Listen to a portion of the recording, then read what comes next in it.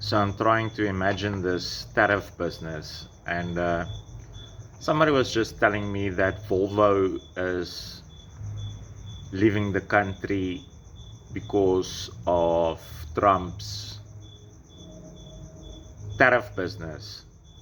So all these farmers that are being killed, which is a reality, I have dealt with numerous. I've kept them safe and all that, but if you treat your people better, you know, but it's also like basically like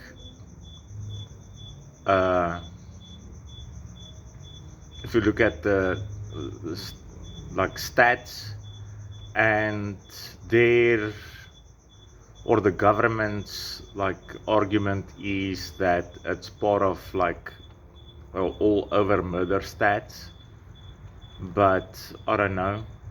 I think you're a very easy target like when you're isolated like that. But if you treat your workers better and the community and all that, it's a lot different, you know.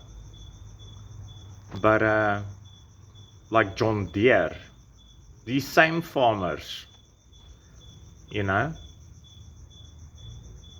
because of little, you know, like in grown-ups, you know, everybody must suffer,